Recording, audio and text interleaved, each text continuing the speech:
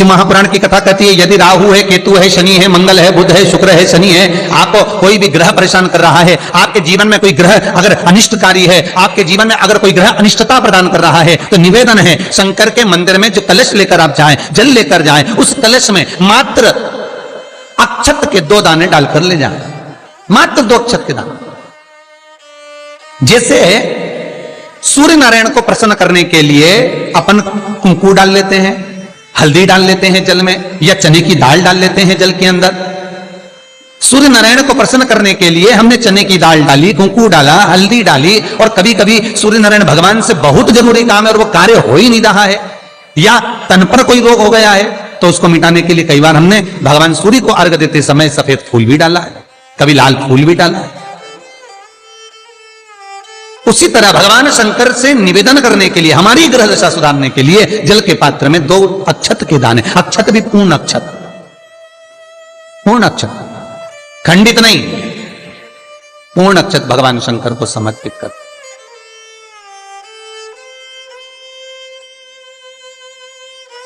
और बाबा भोलेनाथ को जब हम जल समर्पित करें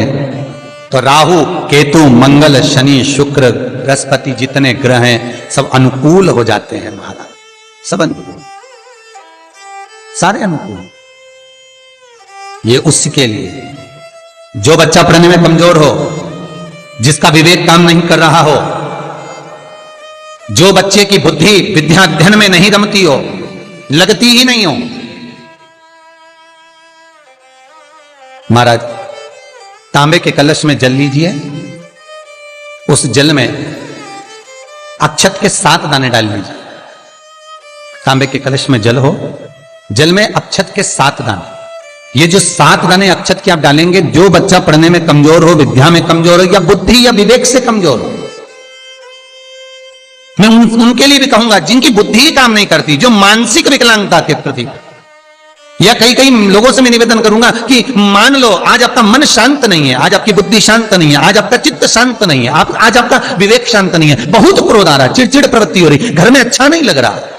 परिवार में बात कर रहे हो और मन शांत नहीं है, मैं उनके लिए भी कहूंगा कि जो भगवान के मंदिर जाते हो और मंदिर में जाकर उनको चित्त ना लगता हो, भगवान के मंदिर में पहुंचकर उनको मूर्ति का दर्शन कर ठीक ना लगता हो, वहां पर भी उनको श्रेष्ठता नहीं लगती, उनके लिए भी कहूंगा चावल के 7 दाने जल के पात्र में डाल लीजिए और मात्र 5 पुष्प सफेद जल के पात्र में डाल लीजिए। दुर्वा के 3 बट, एक लंबी सी, यहां तो अभी दुर्वा नहीं है, पर एक लंबी सी जो दुर्वा होती है, दुर्वा में 3 गांठ पड़े, लंबी डंडी होगी तो 3 गांठ अपने आप आ जाएगी, 3 बट वाली दुर्वा उस जल के अंदर डाल लीजिए और शंकर के मंदिर में जाकर उस जल को समर्पित कर दीजिए। जल समर्पित करना है, ये वाला जो जल चढ़ाएंगे आप शंकर को, जैसे शिवलिंग सामने है और जल का पात्र अपने हाथ में है, तो उल्टा जल चढ़ाएंगे, ऐसे आपकी ओर मुख करा हुआ कलश भगवान शिवलिंग पर आप चढ़ाएंगे, उल्टा के बाद इस तरह से, ऐसे नहीं चढ़ाना है उसको, इस तरह से चढ़ाना अपनी। मात्र 15 से 20 मिनट में जिसकी चित्त वृत्ति रमती नहीं हो, शांत नहीं हो रही हो, बुद्धि चित्त ना लग रहा हो, 15 से 20 मिनट में अंतर आ जाएगा, आपका हृदय चित्त प्रसन्न होगा। और बच्चों से निवेदन है, विद्या में कमजोर है, जिनकी विवेकता विकलांगता की हो, बुद्धि काम ना कर रही हो, वो जल चढ़ाने के बाद कटोरी में वो जल झेल कर उस जल का पान करना प्रारंभ कर दीजिए महाराज। 5 दिन 7 दिन पियो, आपको खुद आराम लगना प्रारंभ होगा। भगवान शंकर पर रक्त चंदन चढ़ता है, भगवान शंकर पर पीला चंदन चढ़ता है, पर भगवान शंकर पर कंकु, फूंकू, रोली नहीं चढ़ती। क्यों? क्योंकि भगवान शंकर के चरण में जब चोट लगी, कुंदुक का प्रहार करते समय कुंदुक चरणों में जाकर गिरा, माता ने वर मांगा भोलेनाथ से, बाबा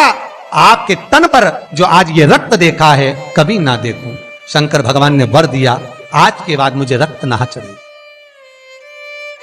इसलिए कुंकू, रोली,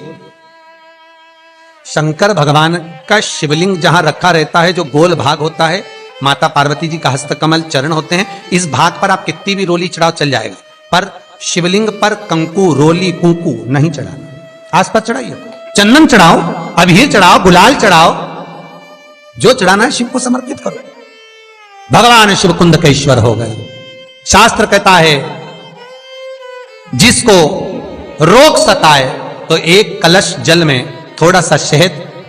उंगली में शहद लेकर ओम लिखकर कुंदकेश्वर भगवान का नाम लेकर किसी भी शंकर के मंदिर में जल समर्पित कर दे। थोड़ा सा जल किसी बेलपत्र के नीचे चढ़ा दे, उस जल को नैनों से लगाकर घर लेकर आए,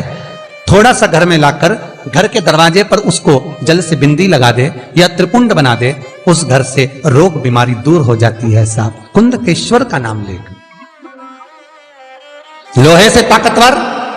जम के बोलो, अग्नि, अग्नि से ताकतवर पानी,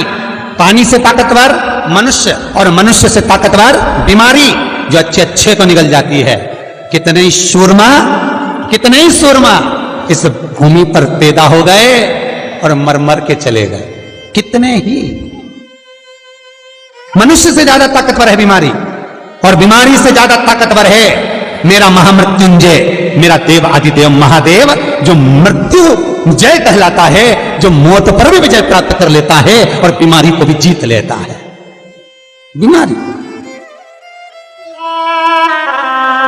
वो महामृत्युंजय, वो महादेव। हम कई बार कहते हैं अगर कैंसर जैसा रोग भी हो गया, बहुत बड़ी बीमारी हो गई, आपको नहीं सद रहा, और कैंसर जैसा रोग हो गया, कहीं आप जाएं डॉक्टर को दिखाएं, मना नहीं है, और उसकी टेबलेट लेने से पहले इस महादेव के चरणों की टेबलेट जरूर लेना, उसकी औषधि जरूर लेना। एक बार जहां शिव और सती का विवाह सतयुग में हुआ था, त्रिजुगी नारायण में, हम पार्वती के विवाह की बात नहीं कर रहे, हम सती के विवाह की बात कर रहे हैं। जिस भूमि पर त्रिजुगी नारायण में शिव और सती का विवाह हुआ था, जहां दक्ष प्रजापति ने माता सती का मंगल पाणी ग्रहण संस्कार करवाया था, कन्यादान किया था, भगवान शंकर और सती के विवाह की अग्नि आज तक जल रही है त्रिजुगी नारायण में। केदारनाथ जी जाते हैं, उसके पहले गौरीकुंड आता है, गौरीकुंड से लेफ्ट में 8 किलोमीटर की 10 किलोमीटर की दूरी पर त्रिजुगी नारायण है। त्रिजुगी नारायण में जहां पर भगवान शंकर और सती ने फेरे लिए थे, भगवान और शिव और सती के, जहां शंकर और सती की भावर डली थी, फेरे हुए थे, उनके फेरे लेते समय माता सती के चरणारविंद से, भगवान शंकर के चलने पर सती माता के चरणारविंद से कुंड उत्पन्न हो गए। उस कुंड का पानी बोतल में भरकर लेकर आ जाओ, और उन 7 कुंड हैं, 4 तो कुंड पास में हैं और 3 कुंड पीछे की ओर, 7 कुंड का जल लेकर आओ बोतल में भरकर, और जिसको कैंसर जैसी बीमारी है, सवेरे खाली पेट 1 ढक्कन 2 ढक्कन उसको पिलाना चालू करो, धीरे धीरे उसको आराम लगना चालू हो जाएगा, दवाई लगना प्रारंभ हो जाएगा। वो महामृत्युंजय कि अपने गमले की, अपने बगीचे की, अपने गमले की मिट्टी को निकालकर उसका शिवलिंग बनाकर पूजन करो, पर पूजन करो श्रावण में। पार्थिव शिवलिंग का निर्माण हो, पार्थिव शिवलिंग का निर्माण कर उसकी अर्चना होना चाहिए।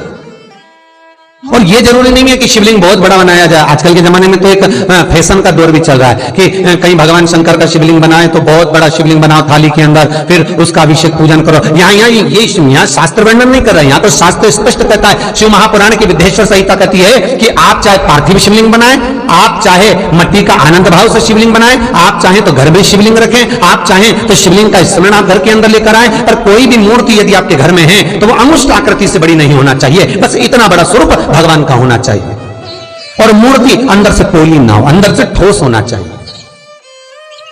क्यों? क्योंकि जो मूर्ति अंदर से पोली होती है वो घर को पोला कर देती है, घर में लक्ष्मी टिकने नहीं देती।